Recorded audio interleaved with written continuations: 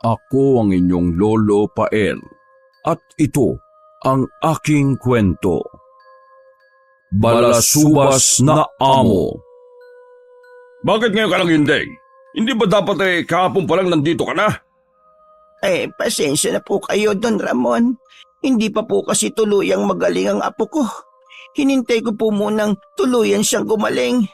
Wala din po kasi akong katuwang sa pag-aalaga Ang apo mo naman ang dinahilan mo. Wala na akong narinig sa'yo kung hindi ang apo mo. Gumagawa ka lang ata ng dahilan para makaiwas ka sa gawain dito Hoy Indeng, baka nakakalimutan mo kung bakit kita tinanggap sa bahay ko. Ay hindi ko po nakakalimutan, Don Ramon. At hindi rin po ako nagdadahilan lang. Pasalamat ka, kahit uugod-ugod ka na, ay tinanggap pa rin kita dito sa pamamahay ko. Dahil sa awa sa inyong maglola. Kaya marapat lang na tumbasan mo ang ginagawa kong tulong. Lalo na dyan sa apo mo. Nakakaintindihan ba tayo, Indeng? Opo, Don Ramon. Patawarin niyo po ako. Hindi na po ito mauulit. Pangako po yan. Abay, dapat lang. O sige, umalis ka na sa harapan ko. Baka kung ano pang magawa ko sa'yo. Yukong-yuko namang umalis si Aling Endeng sa harap ng matandang Don. Pinigil na lang niya ang luhang kanina pa gustong maglanda sa kanyang mga mata. Dumiretso siya ng kusina para doon umpisahan ang kanyang trabaho. Maya-maya ay umalingaw-ngaw na naman ang galit na boses ni Don Ramon sa buong kabahayan. Natataranta namang pinuntahan ito ni Aling Endeng. Bakit po, Don Ramon? Pumuti na lang ang buhok mo sa mundong ito. Hindi ka pa rin natututo magluto ng tama. Nilaga lang, hindi mo pa alam timplahan. Hindi ko po kayo maintindihan, Don Ramon. Ano po bang problema sa iniluto ko? Kahit kailan talaga, tonta ka. Gusto mo bang magkasakit kami sa bato? Pagluluto lang hindi mo magawa ng maayos. Nakakahiya kang tumanda na lamang ng tatanga-tanga. Napatingin naman si Aling Indeng nang mahinang magtawanan ang dalawang apo ng Don. Kasalukuyang nagbabakasyon ng mga ito sa mansyon. Bigla siyang kinutuba ng hindi maganda sa ginawa ng mga ito. Ano po ba talaga ang problema sa nilaga? Yan po ang paborito ng mga apo. Hindi na naituloy pa ni Aling Endeng ang iba pa niyang sasabihin nang biglang ihagis ng Don ang malaking bowl ng mainit na nilaga sa kanyang harapan. Natalsikan siya ng mainit na sabaw sa muka at dibdib. Napaigik na lang siya at tuluyan ng napaiyak. Ikaw ang kumain yan para ikaw magkasakit sa bato at hindi kami. Simpleng luto lang yan hindi mo pa magawa ng tama. Paanong gaganahan ng mga apo ko sa pagkain ng maalat na ulam? Kaya pala walang tumatanggap sa iyo sa trabaho Bukod sa matanda ka na, wala ka pang alam. Ano ba tinatayo-tayo mo dyan? Sige na, iligpit mo na yung kalat na yan. Hilam na sa luha ang mga mata ni Aling Endeng nang putulin niya ang ilang hiwa ng karne ng baka at ilang gulay na natapon sa marmol na sahig. Sa sulok ng kanyang mga mata ay kitang-kita niya ang pag-ismid ng dalawang dalagitang apo nito habang patuloy sa pagbubungis-ngisan. Bago makatalikod si Aling Endeng, muling nagsalita ang Don. Yam nabasag na bole, idadagdag ko yan sa inutang mo sa akin ha? Mas mahal pa yan sa buhay mo. Kasalanan mo kung bakit yan nabasag. Sandali lang sinunyapan ni Aling Endeng ang amo bago nagmamadaling tinungo ang kusina. Dahil sa napakaraming ipinapagawa sa kanya ng Don, maghahating gabi na nang makauwi si Aling Endeng sa maliit na dampa na kanyang tinutuluyan. Naabutan niya ang kanyang apo na gising pa rin at nakadungaw sa may bintana. Tanging gasera lamang ang ilawan nila dahil hindi nila kayang magpakabit ng kuryente. Apo, bakit gising ka pa? Yasking bata Huwag mo na ako hihintayin sa susunod ha. Kumain ka na ba ng hapunan? Yung gamot mo, nainom mo ba kanina? Sunod-sunod na tango ang ginawa ng apo ni Aling Endeng. Bakas rito ang saya na makitang nakauwi na ang kanyang lola. May kapansanan ng bata kaya kahit edad 10 na ito ay hindi pa rin nakakapagsalita. Tango at iding lamang ang kanyang komunikasyon at panaka-naka nitong pagsenyas ng kamay. Pasensya na apo ha, kung ginabi ng husto si Lola. Ang dami kasing trabaho sa mansyon eh. Hindi bale, babawi na lang ako sa linggo. Ipapasyal ulit kita sa may parke. Magpipiknik ulit tayo. Tsak hinihintay ka na doon ng mga kalaro mo. Bumakas naman ang labis na kasiyahan sa mukha ng apo ni Aling Endeng. Anak ito ng nag-iisa niyang anak na babae na matapos mabuntis ng nobyo noon ay bigla na lang naglahong parang bula. Sinundan ito ng kanyang anak ngunit maging ito ay hindi na rin nagpakita sa kanya. Ito apo may pasalubong ako sa iyo. Kainin mo to para kahit papaano may sustansya ng prutas ang katawan mo. Kapag wala si Lola, huwag mong kakalimutan na inumin ang mga gamot mo ha, para gumaling ka na kagad. Tumango naman ang bata at hinagkan pa siya sa pisngi. Nangingilid naman ng luha sa mga mata ni Aling Endeng at niyakap ng mahigpitang apo. Ang kaninang pagod na nararamdaman ay tuluyan ng naglaho. Mahal na mahal kita apo. Ikaw ang tanging yamang ko sa mundong ito. Nabubuhay lang ako para sa iyo. Wala akong hindi pwedeng gawin alang-alang sa iyo, tandaan mo yan. Nang gabing yon, ay magkayakap na natulog ang maglola sa papag na nasasapinan lang ng lumang foam. Kinabukasan, kahit mabigat ang katawan, ay pinilit pa rin pumasok ni Aling Endeng. Iniwan na lang niya ang pagkain at gamot ng apo sa lamesa. Nako, kaunti na lang pala itong gamot ng aking apo. Matagal-tagal pa ang gamutan para tuluyan ng gumaling si Jope. Malalim na lang na napabuntong hininga si Aling Endeng. Bago lumabas ng bahay ay hinigkan pa niya sa noo ang himbing pang apo. Pagdating sa mansyon na kanyang pinapasukan, agad niyang kinausap si Don Ramon. Aba, Endeng, hindi ka pa nga nakakabayad sa inutang mo para sa operasyon ng apo mo noon Uutang ka na naman. Baka malapit ka na sa hukay hindi mo pa yan nababayaran. Nakikiusap po ko, Don Ramon. Kailangan lang po ng apo ko. Hindi po pwedeng matigil ang pag-inom niya ng gamot. Mababali wala pong operasyon niya kung hindi tuloy-tuloy ang pag-inom niya ng gamot. Sige na, bumalik ka na sa trabaho mo. Wala akong may papautang sa'yo. Aba, abusada ka rin Hindi porke pinautang kita sasamantalin mo na. Uutang ka na ng uutang. Nagmamakaawa po ko sa inyo, Don Ramon. Kailangan lang po talaga ng apo ko.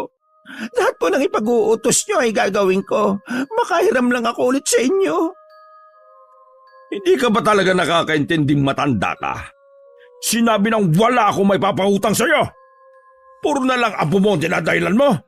Malay ko ba kung nagsasabi ka ng totoo? Nagmamakaawa po ko sa inyo, Don Ramon. Maawa po kayo sa apo ko. Mayroon din po kayong mga apo. Kahit papaano ay naiintindihan nyo ang damdamin ko at pag-aalala. Wag na wag mo kung may kukumpara sa iyong hampas lupa ka. Isa ka lamang pobreng matanda na nabuhay sa mundong to. Kahit kailan, hindi mararanasan ng mga apo ko ang kamiserablehan ng buhay ninyong maglola. Baka gusto mong ihampas ko sa pagbumukha mo ang baston ko para matauhan ka. Wala na po kasi akong ibang maisip na malalapitan. Kundi kayo lang. Ano bang akala mo sa akin, Bangko na maya-maya mong kukuhanan ng pera? Hindi naman po sa ganon. Talaga lang pong wala na akong ibang malapitan. Hirap din po kasi sa buhay ang mga kakilala ko. Hoy, Endeng, hindi porke tinulungan kita noon, mamimihasa ka na. Ginawa ko lang yun para maging mabango sa mga tao. Huwag mong iisipin na lagi ka nang nakakahingi sa akin.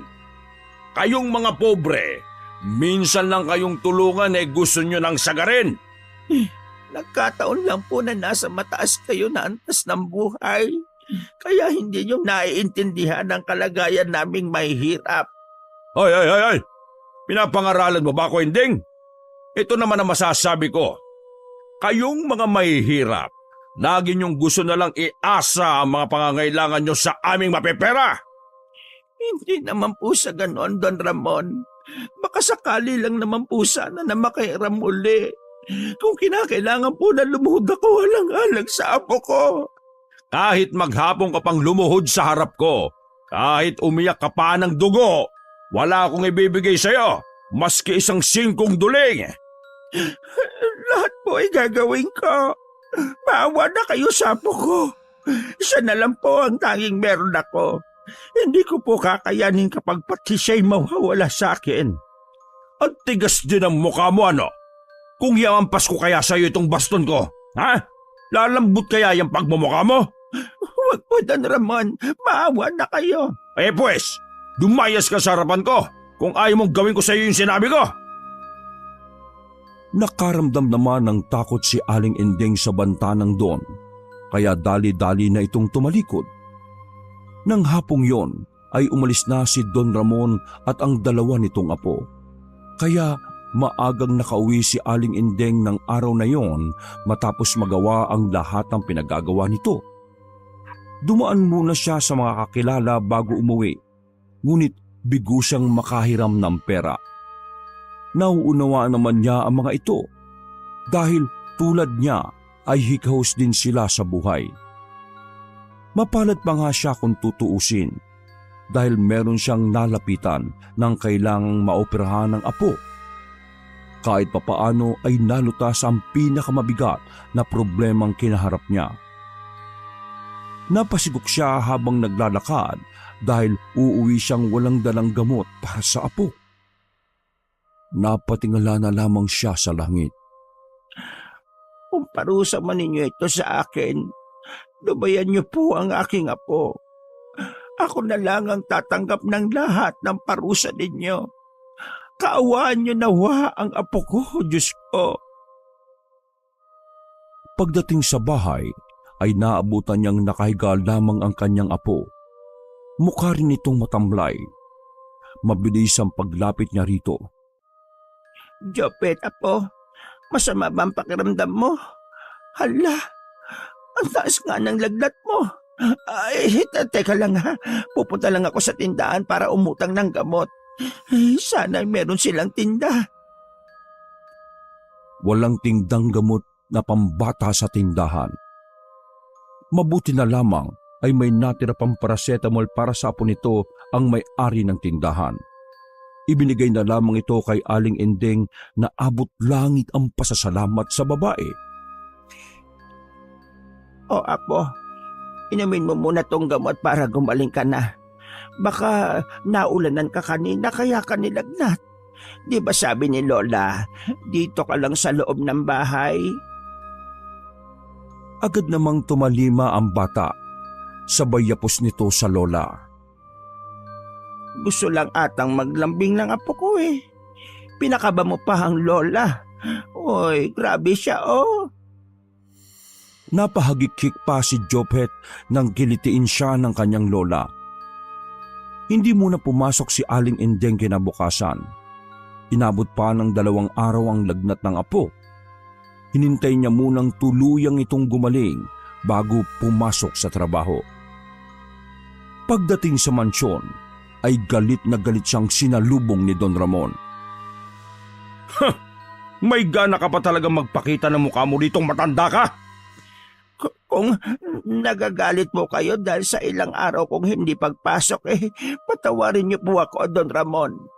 May sakit nga po kasi ang apo ko. Hinintay ko po munang mawala ang kanyang lagnat. Wala rin po kasi ako mapagbibilinan. Tonta ka talaga. Ang ikinagagalit ko, sa kabila ng ginawa kong pagpapautang para sa operasyon ng apo mo, ay magagawa mo pa akong pagnakawan sa sarili ko pang pamamahay. Wala kang utang na loob! Ano po? Hindi ko po alam ang sinasabi niyo, Don Ramon. Hindi ko po magagawa yun sa inyo. Sinungaling ka talaga, matanda ka! Dapat sa iyo ay makulong! Mabulok sa bilangguan! Maawa po kayo, Don Ramon. Hindi ko po yun magagawa sa inyo. Maniwala po kayo. Sa tingin mo maniniwala ko sa isang hampas lupang katulad mo? Nungka! Mabulok ka sa bilangguan! Maawa po kayo sa akin. Sinusumpa ko, hindi ko yun ginawa. Dahil hindi kita pinahiram ng pera kaya pinagnakawan mo na lang ako? Saan mo dinala ang ninakaw mo? Sa apo mo na naman? Paano mo nagagawang pakainin ang apo mo mula sa nakaw? Pero wala po akong kinukuha. Maniwala po kayo. Kahit mahirap lang ako, hindi ko po magagawa yan. Hindi nga po pumasok sa isip ko magnakaw kahit gipit na gipit ako. Diyan kayo magaling sa drama eh. Magpaawa para magmukhang biktima. Hindi mo ako maloloko, ano? Nagsasabi po ako ng totoo. Sa tingin niyo po kaya babalik pa ako rito kung ninakawan ko kayo? Kaya ka bumalik kasi akala mo hindi ko pa napapansin na may nawawala kaya gusto mong magnakaw ulit. Ang galing rin ang plano mo, ano? Hindi po yan totoo. Inosente po ako at paulit-ulit ko po yung sasabihin. Mga po, ikulong niyo siya hanggat hindi dumarating ang mga pulis. Baka makatakas pa yan. Huwag po. Maawa po kayo sa akin, Don Ramon. Hindi ko po yun magagawa sa inyo. Huwag po. Ipinakaladkad pa siya nito sa dalawang apo, papunta sa basement at pasalyang ipinasok sa loob. Ha! Diyan ka! Hanggat hindi ka umaamin sa kasalanan mo! Parang awa niyo na po, Don Ramon. Hindi pa magaling ang apo ko. Walang kasama ang apo ko sa bahay. Baka mapano ang apo ko. Don Ramon, ang kasalanan. Hindi ko po magagawa ang magnakaw. Isang malaking pagkakamali ang tinanggap kita rito. Walang utang na loob. Sana hindi na kita tinulungan noon kung alam ko lang na ito ang igaganti mo sa akin. Don Ramon, maawa na po kayo. Kahit sabo ko na lamang, may kapansanan po siya maliban sa sakit. Hindi po siya maaaring maiwan ng matagal. Bay, sana'y naisip mo yan bago mo ako pinagnakawan. Ngayon, magmamakaawa ka para sa apo mong may sakit at kapansanan? Pwes, sabay niyong pagdusahan ang ginawa ninyo. Ngayon, pati apo mo, madadamay sa ginawa mo. Lahat po ay gagawin ko. Huwag niyo lang akong ikulong dito. Maawa na po kayo. Nagmistulang bingi si Don Ramon na tinapunan lang siya ng matalim na sulyap bago tumalikod.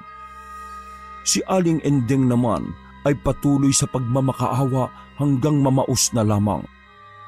Napadaus-us na lamang siya habang humahagulgol. Si Don Ramon naman ay kausap sa telepono ang hepe ng lugar nila. Gusto ko lang ipaalam sa inyo. Baka kasi may magsuplong. Mabuti na yung alam nyo na kaagad.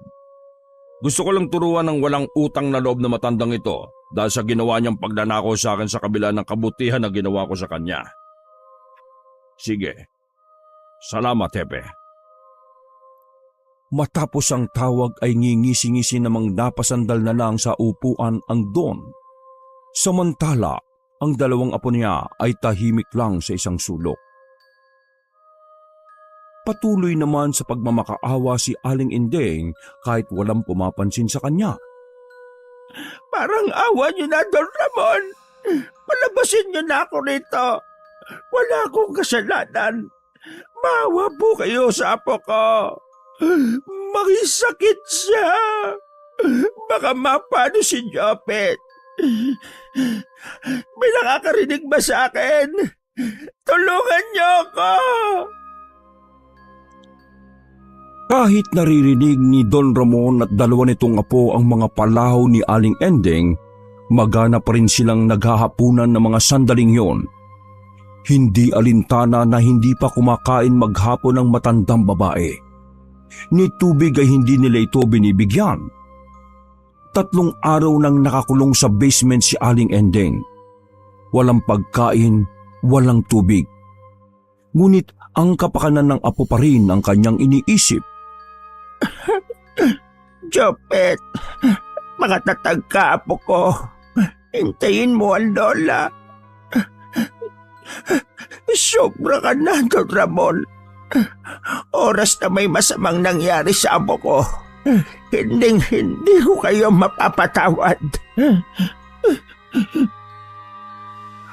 Napatayo bigla si Aling Ending sa pagkakasalampak sa malamig na baldosa nang makarinig ng paparating na yabag ng mga paa.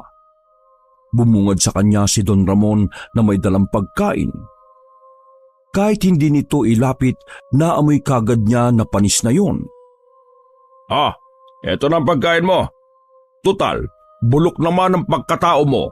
Matapos kitang tanggapin sa pamamahay ko, tulungan ka sa pagpapa-opera sa apo mo. Ito bang igaganti mo sa akin?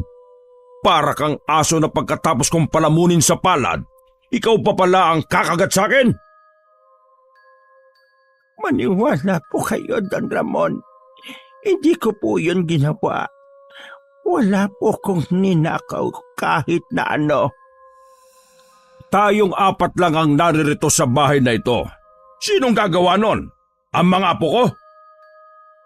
Pinag-iisipan mo ba silang gagawin yon, ha? Wala po kong iniisip na ganyan. Pero paulit-ulit ko pong sasabihin, hindi ko po yun magagawa sa taong pinagkakautangan ko ng malaking utang na loob. Maniwala po kayo, Don Ramon. Matigas rin talaga ang mukha mo, no? At ayaw mo pang umamin? Pwes, mabulok ka rito! Inihagis nito sa kanya ang platong may laman ng panis na pagkain. Hanggat hindi ka umaamin, dito ka lang. Magpasalamat ka na lang na hindi kita isinuplong sa mga pulis. Dahil kung hindi, mas masahol pa dyan ang mararanasan mo. Don Ramon, huwag niyo po akong iwan dito. Palabasin niyo po ako. Ang apo ko, wala siyang kasama. Baka mapano siya, Don Ramon. Kahit anong pagtawag at pagkalampag ni Aling Ending sa nakapinid na pinto ay hindi na yon bumukas. Napatitig siya sa nakataob na plato at sa natapon nitong laman. Muli na namang napaiyak si Aling Ending sa pinaghalo-halong pag-aalala sa apo at sa awa sa sarili. Ilang sandali pa ay dahan-dahan niyang pinulot ang pagkain sa sahig habang patuloy sa pagtulo ang kanyang mga luha sa mga mata. Hindi dapat ako panghinaan. Kailangan malakas ako pag-uwi sa bahay namin. Kailangan pa ako ng apo ko. Japet, hintayin mo si Lola, ha?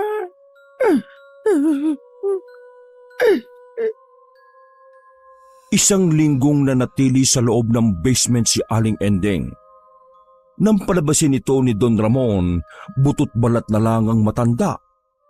Humpak na rin ang pisngi at nanlalalim ang mga mata. Tanda ng hindi maayos na pagkakatulog. Blanko rin ang mukha nito habang nakatingin sa Don. Bago kita payagang umalis, pirmahan mo muna yan. Para saan po yan? Malamig na tanong ni Aling Ending habang nakatingin sa papeles na iniabot sa kanya ng matandang Don. Nakatapos naman siya sa high school kaya kahit papaano ay nakakabasa at nakakaintindi siya. Alam ni Aling Ending kung para saan yon. Huwag ka nang magtanong. Basta, pirmahan mo na lang yan. Para makalis ka na. Kapag pinirmahan mo yan, kakalimutan ko na ang kasalanang ginawa mo. Alam niyo na wala akong ginawang kasalanan. Kung hindi ka pipirma, mabuti pang tumawag na lang ako ng pulis para tuluyan ka na mabulok sa kulungan. Tingnan ko lang kung makita mo pa yung apo mo. Sa narinig ay biglang natigilan si Aling Ending. Pinukulan niya muna ng masamang tingin ng Don bago hinablot ang ballpen at papel na hawak nito. Imbis na pirmahan yon, sinugatan ni Aling Endeng ang palad at ang dugo niya mismo ang ginamit na pampirma. Huh! Baliw ka na yata eh! Lumabas ka na nga sa pamamahay ko! Pinaggagagawa mo! Huwag ka nang makabalik-balik pa rito, ha? Matapos bigyan ng malamig na tingin ng Don at ang dalawa nitong apo na tahimik lang na nanunood sa kanila, ay tumalikod na si Aling Endeng. Nang makalabas ng pintuan ay saka naman hinarap ni Don Ramon ang dalawang apo. Kayong dalawa, itikom nyo lang ang bibig nyo, ha? Walang dapat na makalam sa totoong nangyari sa bahay na ito. Dahil kung hindi, pare-pareho tayong malilintikan. Kung bakit ba naman na kailangan nyo pa akong pagnakawan? Pwede naman kayong humingi sa akin ng pere. Napagbintangan ko patuloy yung matandang yon. Ang mabuti pa, tapusin nyo na yung pagbabakasyon nyo rito at umuwi na kayo sa inyo. Yuko naman ang ulo ng dalawang dalagita na mukhang maamong tupa ng mga oras na yon. Lingid sa tatlo, hindi agad umalis si Aling Endeng. Narinig nito ang lahat ng sinabi ng matandang Don. Halos liparin ni Aling Endeng ang pag-uwi sa kanila habang sobrang bilis ng tibok ng kanyang puso. Nang makita ang maliit nilang dampa, ay biglang may lumukob na matinding kaba sa kanya. Bumagal rin ang hakbang ng kanyang mga paa. Hinihintay niyang salubungin siya ni Jopet o di kaya ay dumungaw ito sa may bintana. Makailang beses din siyang napalunok habang pinipigil ang pagpatak ng mga luha. Itinulak na niya ang pinto. Sumalubong sa kanya ang nakabibinging katahimikan. Nang inilibot niya ang kanyang paningin, natagpuan niya ang apo na nasa kanilang higaan. Humakbang siya palapit roon habang bumabalong ang kanyang mga luha sa mga mata. Jopet, apo ko, nandito na ang lola. Jopet! Umupo sa gilid ng papag si Aling Endeng at saka tinitigan ng apo. Maputla ito at nangingitim ang labi. Hawak nito sa kamay ang nag-iisa nilang litratong maglola. Nanginginig na hinawakan niya ang kamay nito. Halos mawalan siya ng lakas nang maramdaman ng malamig at matigas na kamay nito. Jopet! Apo ko! Nandito na ako! Hindi na ako aalis muli. Pakiusap po, gumising ka na. Hindi na kita iiwan na po ko. Pakiusap. Imulat mo na ang mga mata mo. Diba sabi ko naman sa'yo, ngayong linggo, mamamasyal tayo sa parke, diba? Na ngayon, babawi ako sa'yo, apo.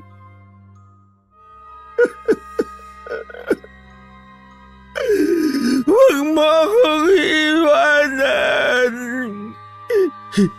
Ikaw lang ang buhay ko.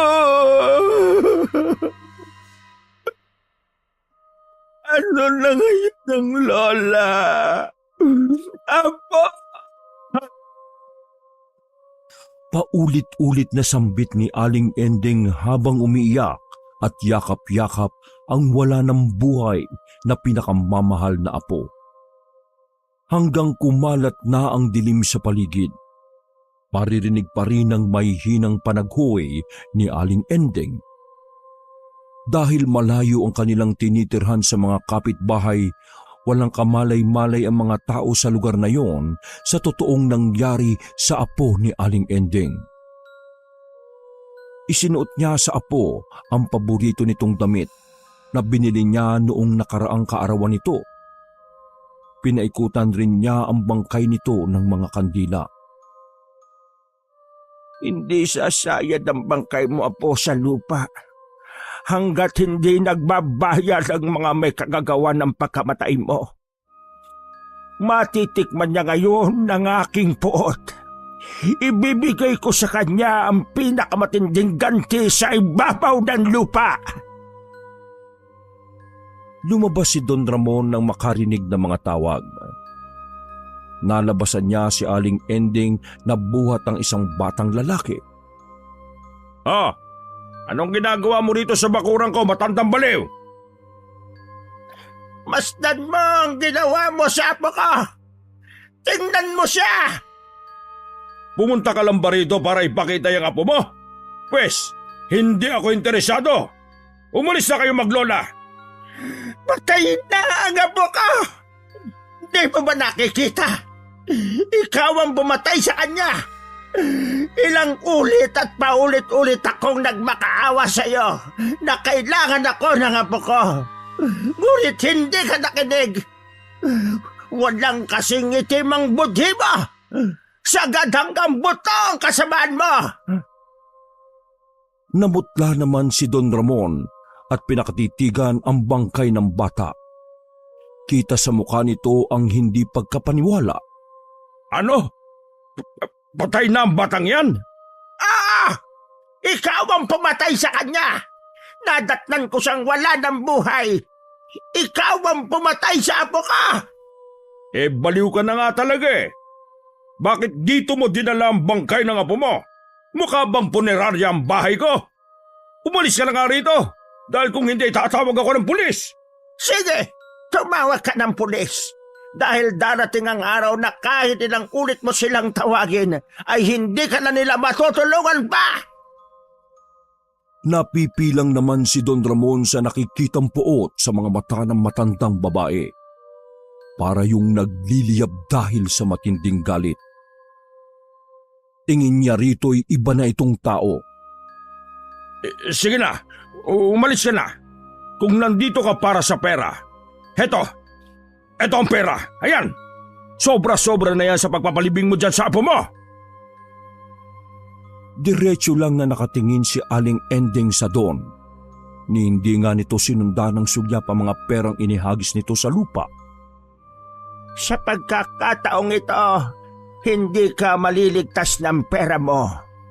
Humanda ka sa pinakamatindi kong paniningil. Ay, wag mo nga akong pinagbabantaan, Ending. Hindi isang hampas lupang katulad mo ang tatakot sa akin. Umalis ka na kung ayaw mong ipakaladkad kita. Tinitiyak ko sa iyo na hindi mo na magagamit ang kamay na bakal mo sa akin. Anong ibig mo sabihin? Ngumiti lang sa kanya si Aling Ending na nagbigay ng kakaibang kilabot sa buong sistema nito bago yung naglakad paalis sa kanyang bakuran. Habang papalayo ang maglola, naririnig pa niya ang mahina nitong panaghoy. Pagdating sa bahay, ay muling inilapag ni Aling Ending ang bangkay ng apo sa papag na napapalibutan ng mga sinding mga kandila. Ngayong wala ka na, apo. Wala na ring saysay ang buhay ko rito sa lupa. Wala rin palang kabuluhan ang ginawa kong pagtalikod sa aking Panginoon. Nawala ka pa rin sa akin. Ikaw lang, apo ko, ang naging dahilan para tanggapin ko sa puso ko ang tunay na lumalang. Ngunit hindi ko akalain ikaw ang magiging kabayaran sa lahat ng ito. Ang dami kong pagkukulang sa iyo, apo. Hindi man lang kita nabigyan ng magandang buhay. Nawala kang nag-iisa. Wala ako sa tabi mo. Patawarin mo ko, apo. Patawarin. Dating sumasamba sa demonyo si Aling Ending, kahit na nang may anak na siya. Kabaliktaran ng lahat ng kanyang pinaniniwalaan. Nagbago lang ang lahat ng yon nang ipinanganak si Jopet at iwan sa kanyang pangangalaga. natuto siya kung paanong magmahal ng totoo. Dito na umikot ang mundo niya hanggang sa tuluyan na niyang talikuran ang maling paniniwala. Sa harap ng bangkay ng apo, gumawa ng altar si Aling Ending. Nasa altar ang isang bungunang hayop na may matulis na sungay. Hawak naman niya sa kaliwang kamay ang isang manika na may 2 sungay na kumakatawan sa kanyang sinasamba. Sa kanang kamay, hawak niya ang itim na aklat na nagtataglay ng mga ritual at dasal para sa ikapapahamak ng isang tao. Sa isang pahina ay mayroon siyang binabasa ng paulit-ulit hanggang kumulog at kumidlat. Ilang sandali pa ay bumuhos na ang malakas na ulan. Magdamag na binasa ni Aling Ending ang nakasulat sa itim na aklat habang hawak ang manikang may sungay. Hindi nagtagal para yung nagkaroon ng sariling buhay. May lumabas doon na itim na usok at naglaho yun sa ere. Samantala, sa mansyon ni Don Ramon ay hindi naman ito mapakali. Pakiwari nito ay laging may mga matang nakatitig rito kahit saan siya dumako. Kasalanan mo ito, Ending eh. Naawa na yata ako sa babaeng yun. Para na rin akong baliw. Para may kasama sa mansyon, kumuha ulit ng katulong si Don Ramon. Ngunit isang araw lang nagtagal ang mga ito dahil di umano ay may nakikita silang anino na may 2 sungay. Mga tonta! Sige! Magsilayas kayong lahat sa pamamahay ko! Mga walang kwenta! Sayang lang ang binabayad ko sa inyo! Galit na galit si Don Ramon nang magpaalam na ang huling kinuha niyang katulong. Katulad ng mga nauna ay ganun din ang dahilan nito. Pinabalik rin niya sa kanyang mansyon ng 2 apo, ngunit hindi pa natatapos ang isang araw ay nagpaalam na ang mga itong aalis. Ang dahilan nila ay mayroon nga daw anino silang nakikita na may 2 sungay. Ano? Pati ba naman kayo? Naniniwala sa kalokohang yan? Matagal din kayong tumira rito kaya alam niyong walang aninong may sungay rito o multo o kung ano man yang gusto niyong itawag. Ngunit nanatili lamang na nakatingin sa kanya ang 2 apo. Nanginginig sa takot. Para bang may nakikita ang mga ito sa kanya. Nang mapansin ni Don Ramon na sa kanyang likuran nakatitig ang mga ito, dahan-dahan ang kanyang ginawang paglingon. Ganun na lang ang sindak niya nang makita ang kanyang anino na may 2 sungay. Hindi na rin namalaya ng matandang Don na tumakbo na paalis ang 2 apo at naiwan siyang nasa loob ng mansyon niya. Sino ka? Huwag kang lalapit sa akin! Maawa ka! Wala ko atraso sa iyo! Huwag mo ko sasaktan! Maawa ka! Ngunit ang aninong may 2 sungay ay nanatiling nakatitig lang sa kanya. Sa gitna ng takot na nararamdaman, biglang naalala ni Don Ramon si Aling Ending. Hindi kaya si Ending ang may gawa nito? May sa demonyo at ang babaeng yun! Lagot ka sa aking matanda ka! Gustuhin mang umalis ni Don Ramon sa kanyang mansyon, tila mayroong malakas na puwersa ang pumipigil sa kanya. Tuwing tatangkay niyang humakbang palabas ng bahay para siyang tinutupok ng apoy. Sobrang init ang kanyang nararamdaman. Tinawagan niya sa telepono si Hepe upang magpatulong rito. Hepe, magpadala ka rito kahit ilan na pwede magbantay sa akin. Wala akong pakialam kung may sarili silang trabaho. Basta magpadala ka rito ng mga pulis. Huwag mo sanang kakalimutan na malaki ang utang na loob mo sa akin. Lumipas muna ang 1 oras bago may mga dumating na pulis na magbabantay kay Don Ramon.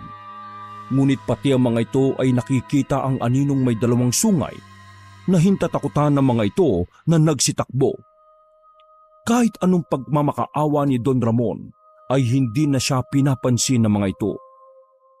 Tinawagan rin niya ang mga apo upang tanungin sila, Ngunit maging ang mga ito ay takot na rin bumalik. Maging ang iba niyang kamag-anak ay ayaw na rin siyang tulungan kahit nag-o-offer na siya ng malaking halaga para puntahan siya. Kahit sinabi pa niyang handa niyang ibahagi ang kanyang kayamanan. Nangyayari na ang lahat ng sinabi noon ni Ending.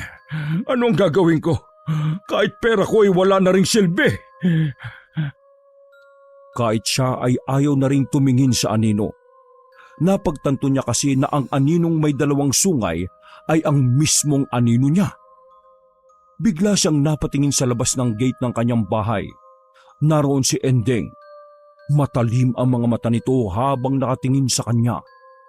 Halos gumapang na rin siya sa paglapit rito. Ending, maawa ka sa akin. Tulungan mo akong makalis rito, pakiusap. Bakit?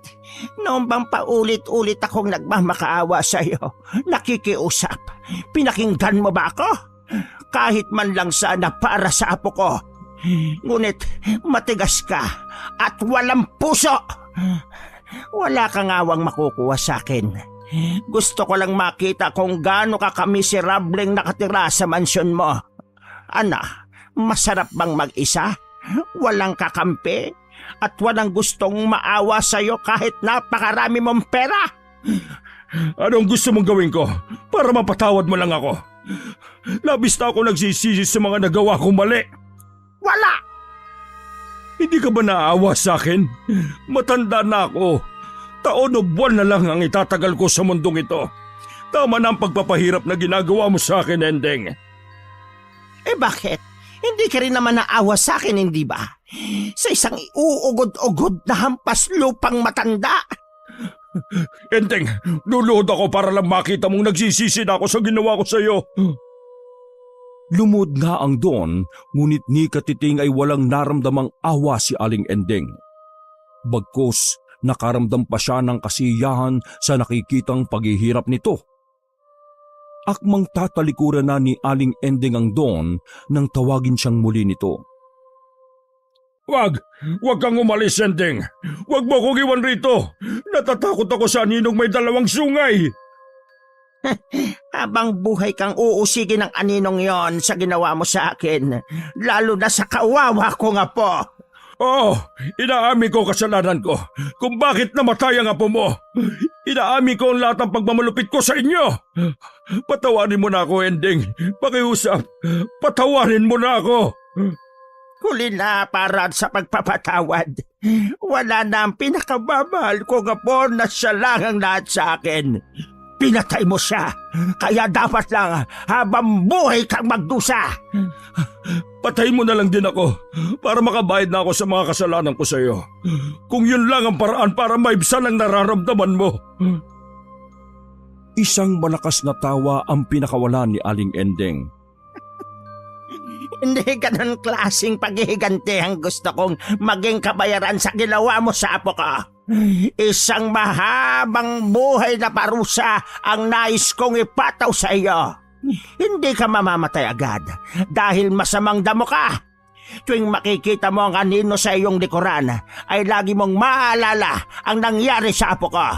Yan ang magpapaalala sa kasamaan ng pagkatao mo.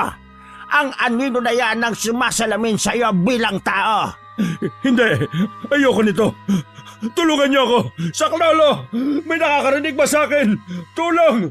Handa akong magbayad ng malaki kung sino man ang makakatulong sa akin. Baka wala lamang ako rito!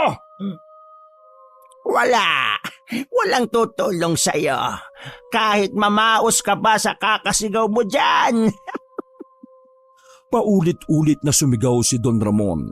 Nagmamakaawa siya kay Aling Ending na balikan siya at tulungang makalis sa tila hawla na yon na kanyang tinitirhan. Ngunit nagmistulang bingi ang matandang babae na tuloy-tuloy lang sa paglalakad palayo.